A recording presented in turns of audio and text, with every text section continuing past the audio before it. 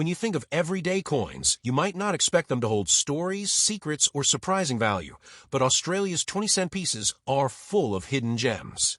From vintage designs to rare errors and collector-worthy finds, these coins have more to offer than just loose change. Whether it's a coin from the flashy 80s or a sleek one from the 2000s, each carries a unique slice of Aussie history. So today, we're diving into 5 standout years: 1980, 1981, 2004, 2008, and 2012, to uncover the real worth and stories behind these iconic coins. First up, we're kicking things off with the 1980 Australian 20-cent coin, a shiny piece of the past that's still floating around in change, but has a little more personality than people give it credit for. Let's get into what this coin is all about. So the very first thing you'll notice on the reverse side, that's the back of the coin, is the smooth, elegant image of a platypus swimming through rippling water. It's not just a random animal thrown on there. This design was created by Stuart Devlin, the official goldsmith and jeweler to the Queen. The guy was a legend in the world of coin design. His platypus artwork has been a staple on the 20-cent coin since it was first introduced in 1966, and it's held strong ever since, a clean, fluid design that feels alive and full of motion. Flip the coin over, and we get to the obverse. That's the front, where we see a regal portrait of Queen Elizabeth II wearing a tiara. This version of her portrait was sculpted by Arnold Machin, and it appeared on Aussie coins from 1966 all the way through to 1984. It's the version most older collectors recognize immediately. Young Queen, calm expression, looking right, a timeless classic. Now, let's talk about how many of these coins were actually made. The 1980 20-cent coin had a mintage of 76,400,000 pieces. That's a big number. So in terms of rarity, we're not talking about something ultra-rare here. It's not a coin you'd expect to sell for thousands, or even hundreds, just for existing. But that doesn't mean it's not valuable to collectors, especially those who love building full-date sets or looking for high-grade examples. Because here's the thing, condition matters a lot. A 1980 20-cent coin that's been floating around in people's pockets for decades is probably going to be pretty worn down, scratches, dents, lost luster. But if you happen to have one that's in pristine, uncirculated condition, maybe something pulled straight from a mint roll or a coin set, now you're talking about a little treasure. In top-grade condition, these coins can sell anywhere from $3 to $10, and if you have one that's been officially graded and slapped into a case by a professional grading company like PCGS or NGC, the price can go even higher depending on its score. A coin graded MS65 or above, that means mint state, basically untouched, becomes more desirable for serious collectors. Let's also talk about what the coin is made of. The 1980 20-cent piece is struck in cupronickel, a mixture of copper and nickel, giving it that silverish look and that nice weight in your hand. It's a chunky coin, weighing in at 11.31 grams with a diameter of 28.52 millimeters and a reeded edge. You know, those little ridges around the side. It's thick enough to feel satisfying, and the design really makes it pop even among modern coins. Now, what makes this coin even more interesting is the possibility of mint errors. Every now and then, something goes wrong during the minting process. Maybe the coin gets double struck, maybe the rim is off, or maybe there's a die crack or cut mark. These types of error coins are highly collectible and can command serious money. Even something as simple as a slight off-center strike or a weakly struck detail can catch the eye of a collector. For example, a major cut error on a 1980 20-cent coin could easily sell for $50 to $100, depending on how dramatic and clean the error is. Some coin hunters also love checking out the details under magnification, like the sharpness of the queen's hair, the clarity of the platypus's body and the water ripples, or the crispness of the rim and edge. All these things can help determine how mint your coin really is. Another thing worth mentioning, these coins were only struck at the Royal Australian Mint in Canberra. There were no alternate mint marks or branch mint versions released for circulation in 1980, which keeps things simple for collectors who are building year-by-year collections. In terms of real-world value today, let's say you just found a 1980 Australian 20-cent coin in your kitchen drawer or your dad's old coin jar. If it's in average condition, it's probably worth around face value, which is, you guessed it, 20 cents. But if it's in really sharp shape, like AU, almost uncirculated, or UNC uncirculated, then you might be able to sell it to a collector for a few dollars, and if it's graded high, even more. So, what kind of collector would be into this coin? Well, it's a favorite for beginners who are starting to build their Aussie coin sets, especially the decimal ones from 1966 onward. It's also popular with folks who were born in 1980, the whole birth year coin thing. A lot of people like to own coins from the year they were born or the year their kids or parents were born. It's kind of like a little metal time capsule. And lastly, even if you're not into hardcore coin collecting, the 1980 20-cent piece still has value as a cultural item. It's a reminder of Australia's design choices, its wildlife, its history, and even how we handle everyday money. A lot of people love framing or crafting with older coins, turning them into keychains, pendants, or even using them for art projects. So they're not just coins, they're pieces of design and history that you can hold in your hand. To wrap up, the 1980 Australian 20-cent coin may not be rare in numbers, but it's definitely worth a second look. It's beautifully designed, solidly made, and holds sentimental and collectible value depending on its condition. Whether you're just starting out as a collector, building a date set, or simply found one in your change and got curious, now you know there's more to it than meets the eye. Stick around, because next up, we're diving into the 1981 Australian 20-cent coin, and trust me, there's a twist you'll want to hear. Next up, let's talk about the 1981 Australian 20-cent coin, a year that might seem ordinary at first glance, but trust me, there's a little twist in the story that makes this one extra fun for collectors. Let's kick it off with the basics. Just like the other Aussie 20-cent coins, the reverse of the 1981 coin features the smooth, elegant platypus swimming through a swirl of water. Designed by Stuart Devlin, this platypus design has been a staple of the coin since 1966. It's simple but powerful, a tribute to Australia's unique wildlife, and one of the most iconic reverse designs in the country's decimal coinage. On the obverse, the front of the coin, we've got Queen Elizabeth II, and yep, it's still the same portrait by Arnold Machin used during the earlier years. The Queen is shown wearing a tiara, facing right, with a clean and youthful expression. This version of her portrait appeared on coins from 1966 to 1984, so it's consistent with other early decimal coins in Australia. Now, let's get into what makes the 1981 coin different, because it's not just about the design or appearance. It's about where it was minted. Here's the twist. While most people think all Aussie coins come from the Royal Australian Mint in Canberra, that wasn't the full story in 1981. To meet demand, Australia actually had to get some help from foreign mints, which means 1981 20-cent coins were struck in 3 different places. 1. The Royal Australian Mint RAM in Canberra, the usual one. 2. The Royal Mint in London. Yep, coins were struck in the UK. 3. And even more interestingly, the Royal Canadian Mint in Canada helped too. So if you're holding a 1981 20-cent coin, it might have been made in Australia, England, or Canada, and that's where things start getting fun for collectors. Now here's the deal. Coins from each mint look almost identical at first glance. There are no mint marks, so you can't just glance at the coin and say, oh, this one's from Canada. But with a closer look, you can spot subtle differences, mostly in the spacing and shape of the lettering, the finish of the coin, or how certain design elements were struck. For example, coins from a Canadian mint often have a slightly sharper rim and a more pronounced reading, those ridges on the edge. The London minted coins may have minor variations in font style, especially in the 2 and 0 of 20 cent. And of course, coins from the Royal Australian Mint will look a little more familiar to seasoned Aussie collectors. Now, in terms of mintage, the numbers were seriously high that year. Across all 3 mints combined, 120 million of these coins were produced, which makes 1981 the second highest mintage for the 20-cent denomination in Australian history. That means the coin is not rare in general circulation. You could find one in your couch cushions, in a jar, or floating in your wallet right now. But, and here's the good part, collectors who love chasing down mint variations are always hunting for coins that clearly came from one mint or another. That makes it a fun year for roll hunters and detail spotters. People spend time examining rim thickness, lettering details, and more, trying to figure out where their coin came from. So while the 1981 coin isn't super valuable in average circulated condition, we're talking about face value, maybe 20 cents to $1 depending on where, things change quickly if you've got a coin in brilliant uncirculated condition. A shiny, clean, untouched 1981 20-cent coin can sell for $5 to $15 depending on the market, and even more if it's professionally graded and in mint state, like MS65 or above. Especially if you've got one that clearly comes from a Canadian or London mint, which some collectors are always eager to add to their sets. Oh, and error coins? Yep, they exist for 1981 too.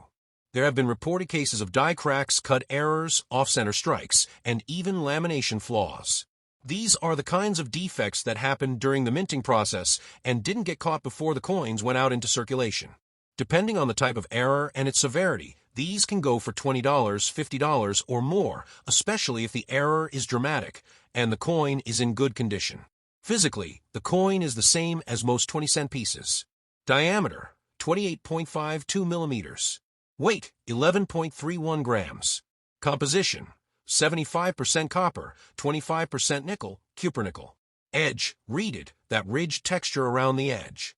Now, you might be wondering, how you actually tell if a coin came from Canada or London without mint mark. Well, here's a trick. One known Canadian minted variety has a small head, Queen Elizabeth II portrait, where the Queen's portrait looks a little smaller and sits farther from the rim compared to the Australian minted one. This is because of slightly different dyes used in production. It's subtle, but collectors with a sharp eye love identifying these variations. It's one of those little numismatic puzzles that make collecting so addictive. So what does that mean for you? If you're a casual coin holder, your 1981 20-cent coin is probably worth just a few cents over face value, unless it's minty fresh or has a rare error. But if you're a collector, the year 1981 is a must-have for building a complete 20-cent coin collection. And even if you're just starting out, the challenge of spotting the foreign minted varieties makes this year super interesting to search for in pocket change, old coin jars, or market stalls. Also, let's not forget the sentimental factor. People love coins from their birth year, and 1981 was a big year. Just think of all the stories that coin could tell, all the hands it passed through over more than 4 decades. For many, it's more than just money. It's a nostalgic little time capsule. To wrap it all up, the 1981 Australian 20-cent coin may not be rare in terms of how many were made, but the minting twist adds an exciting layer for collectors.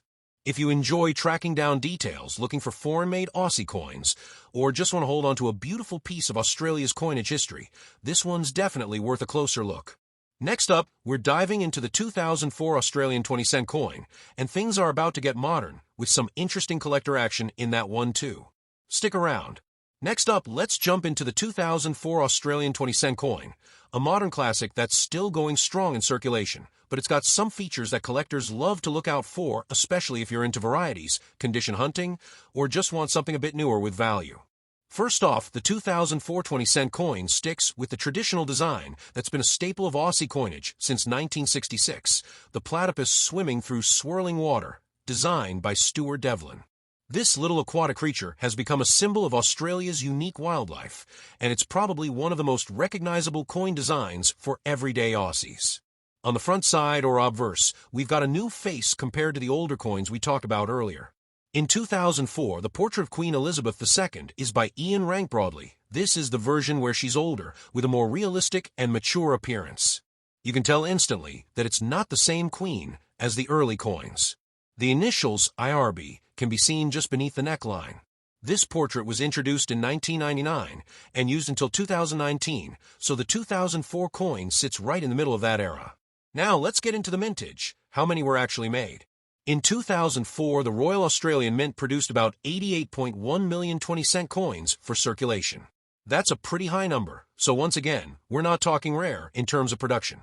You can still find these coins in your change today, and most people probably don't even notice them. But just because a coin is common doesn't mean it can't be collectible, especially if you're looking at grade and condition. See, for coin collectors, condition is king. A 2004 20-cent coin that's been banged around in someone's pocket for 20 years isn't worth much, maybe just face value. But one that's been preserved in brilliant, uncirculated condition or pulled from a mint roll and stored safely. Now we're talking. In uncirculated condition, these coins can sell for $2 to $10 depending on their quality. And if you go one step further, say, getting it professionally graded by PCGS or NGC and scoring a mint state, MS, grade of 65 or higher, then you're looking at a coin that could bring in $20 or more, especially if the market's hot. Let's not forget that in 2004, Australia also released mint sets and proof sets that included the 20-cent coin. These versions are struck with extra care. Proof coins have a mirror-like background with frosted designs, and they're absolutely beautiful. A 2004 proof 20-cent coin, in its original case, can fetch even more from collectors who want premium versions of their favorite coins. Another detail collectors love is error coins, and yep, 2004 has a few out there worth looking for. Some of the most talked about errors include Cut errors, where a blob of metal appears from a damaged die. Die cracks, which look like little veins or lines across the coin. Off-center strikes, where the whole design is shifted a bit to one side. And even weak strikes, where parts of the coin appear faint or incomplete. Depending on the severity and visibility of the error, these coins can range from $20 to $200 or more, especially if they're unique or dramatic. Another fun thing about this year, there's a low-profile variation of the Queen's portrait reported by some collectors.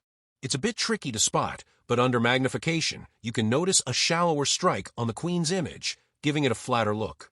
It's still debated whether this is a true variety or just a minor striking difference, but collectors definitely hunt for it. The specs of the 2004 20-cent coin remain standard. Diameter, 28.52 millimeters. Weight, 11.31 grams. Composition, 75% copper, 25% nickel, cupronickel. Edge reeded. It has that solid feel in your hand with a bit of weight that makes it stand out from lighter coins like 10 cents or 5 cents. It's a practical design, tough to wear down, and holds up well even after years of circulation. So, should you be holding on to your 2004 20-cent coins? Well, if they're just average, scratched up, and worn down, probably not. They're still worth 20 cents and good for spending. But if you've got shiny ones, uncirculated rolls, or happen to find a weird error, that's where the value is. And here's a cool idea. A lot of beginner collectors start building year sets, where they try to collect one coin from each year for a specific denomination. The 2004 20-cent coin is an easy and affordable addition to that type of collection, especially for people born that year or collecting coins from the early 2000s. There's also the sentimental side. 2004 might be the year someone graduated, got married, started a job, or had a child. Coins are like little metal memories. So even if they're not rare, they hold personal value, and that's something no price guide can calculate. One thing that keeps these modern coins exciting is that they're still findable. You don't have to spend hundreds or go to auctions. You can actually find a 2004 20-cent coin right now in your change, and who knows? Maybe you'll find one that's in great shape or has an unusual error. That's what makes modern coin collecting so accessible and fun. And finally, if you're into bulk coin lots, like those big eBay bundles or Facebook Marketplace jars, you'll almost always find some 2004s in the mix. So if you're digging through coins for fun or resale, don't overlook them. Pull out the clean ones, check for errors, and toss the rest back into circulation. You never know what you'll find. To wrap this one up, the 2004 Australian 20-cent coin may not be rare, but it's a fun, modern, and affordable piece that still holds collectible value in top condition. Between the upgraded Queen's portrait, high mintage, possible errors, and available proof versions, this coin has enough going on to keep collectors interested, especially those building full decimal sets or hunting varieties. Next up, we're diving into the 2008 Australian 20-cent coin, and trust me, it's got its own little twist that makes it stand out in the modern timeline. Don't go anywhere. Next up, let's explore the 2008 Australian 20-cent coin, a piece that may look ordinary to most, but if you're a coin enthusiast or just someone with an eye for modern collectibles, this one's got a few cool points that make it worth a closer look. Alright, first things first, the design. No surprises here. The reverse of the coin still features the iconic platypus swimming through rippling water, designed by Stuart Devlin. It's sleek, dynamic, and still going strong after more than 40 years. By now, this design has become more than just a coin image. It's practically part of Australian culture. Every Aussie has seen it, held it, spent it, and probably tossed it in a coin jar at some point. On the front, or the obverse, we get the Queen Elizabeth II portrait by Ian Rank Broadley, which was first introduced in 1999. This version of the Queen shows a more mature, realistic depiction compared to earlier coin portraits. It's highly detailed, down to the fine curls in her hair and the graceful curve of the tiara. His initials, IRB, appear just under the neck.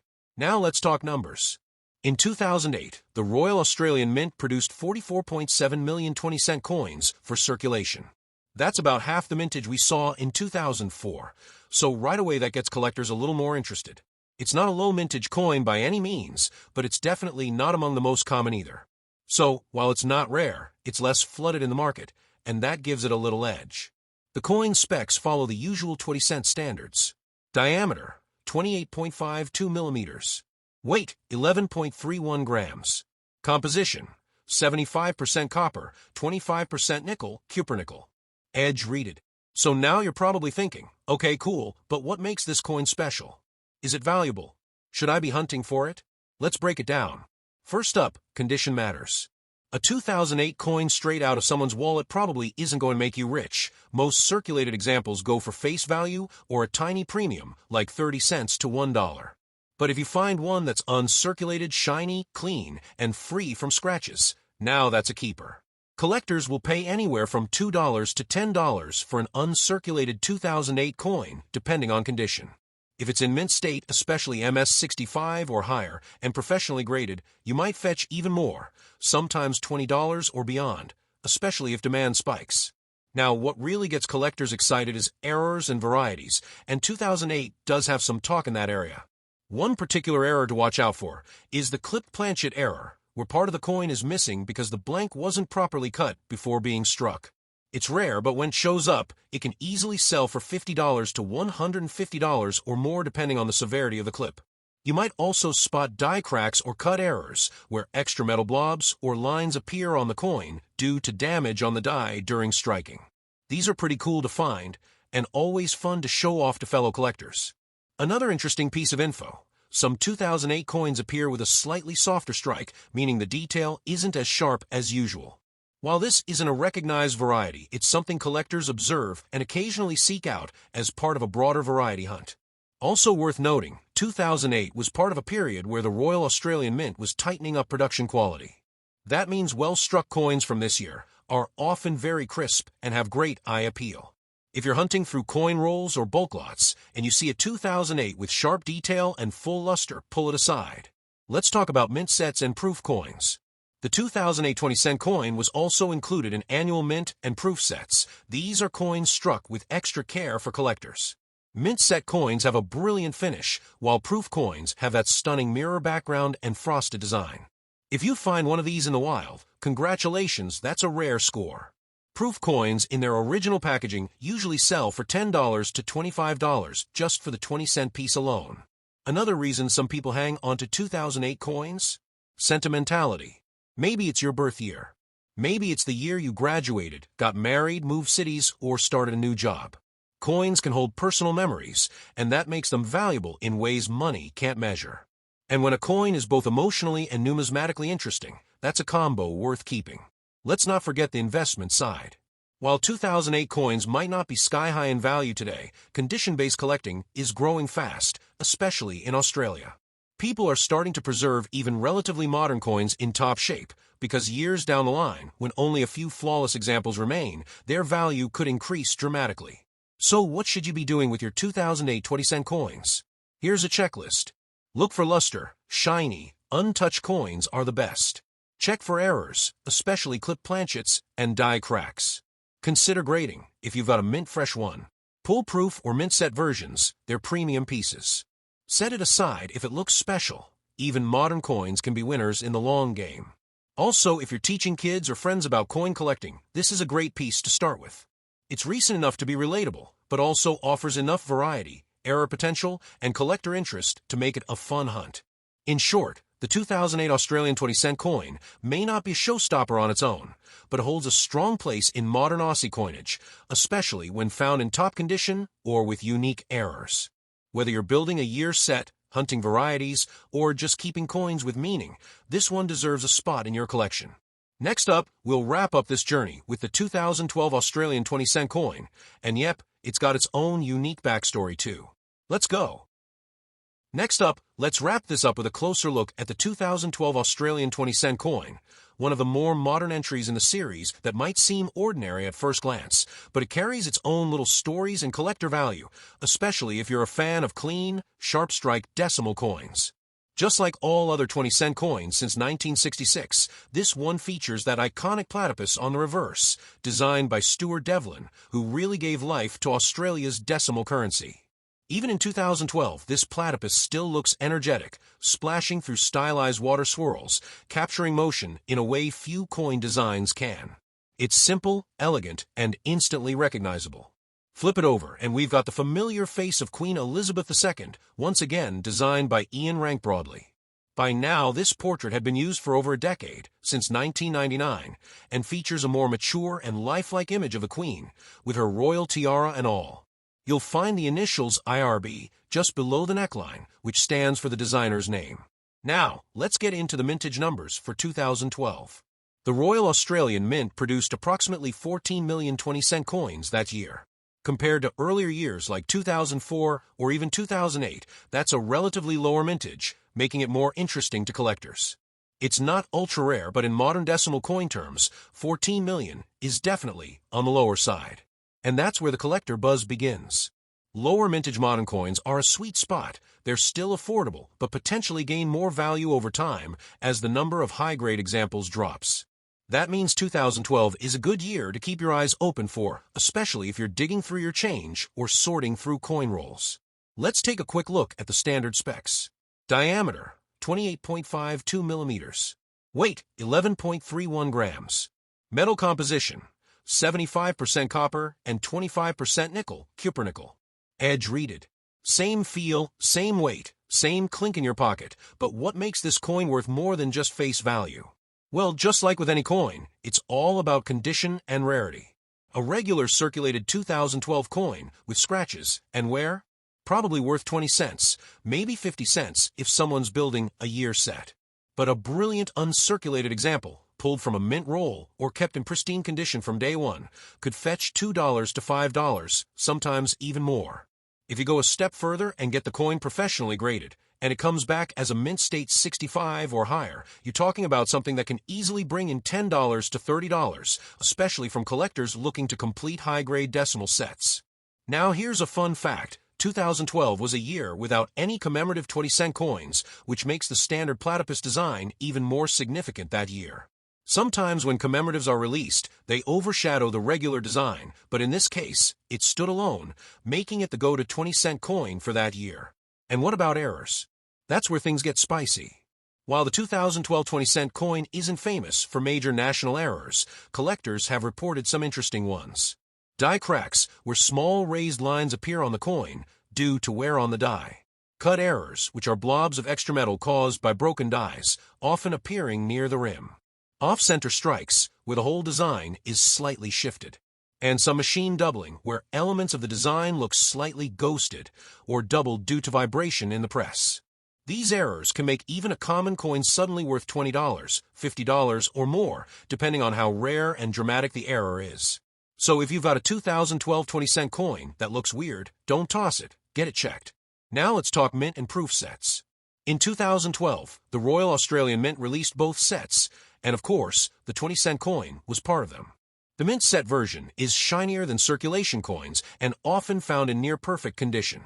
The proof version, however, is a beauty, mirror-like background, frosted platypus, and top-tier strike quality. Proof coins are made using special dies and a different process, so they really pop. These coins were packaged and sold to collectors in very limited numbers, and today the 2012 proof 20-cent coin can easily bring in $15 to $30, and sometimes more if still in the original case, with the full set. Another big reason collectors like this coin, completionists. A lot of people build year sets, especially of the full decimal series, 5C, 10C, 20C, 50C, $1, and $2 coins for every year. And for 2012, the 20-cent coin is a must-have. Because of the lower mintage and the absence of any special editions, this year is often hunted by people trying to fill that exact 2012 slot with a clean, sharp coin. Now, for some viewers wondering, should I be collecting coins this new? The answer is yes. Why? Because condition is everything in modern collecting. Older coins are often already worn, but newer coins like this? You've got the chance to pull a near-perfect one right now. And if you hold on to it 10 to 20 years from now, it could be worth a whole lot more, especially if it's rare, in top grade. Lastly, let's not forget the personal meaning behind coins. 2012 might have been a milestone year for you. Maybe it was when your child was born, or when you started a new job, or a memorable holiday. These coins can represent little time capsules of your life. So even if they don't hold huge market value, they might hold sentimental value, and that's something no price guide can ever measure. To wrap this up, the 2012 Australian 20-cent coin is a sleek, modern piece with a lower mintage, clean Devlin design, and solid collector potential. It's not something to overlook, especially if you find a shiny example or a fun error. So keep your eyes peeled. Whether it's hiding in a drawer, rolling through your spare change, or buried in a bulk coin lot, the 2012 20-cent coin could be your next little treasure.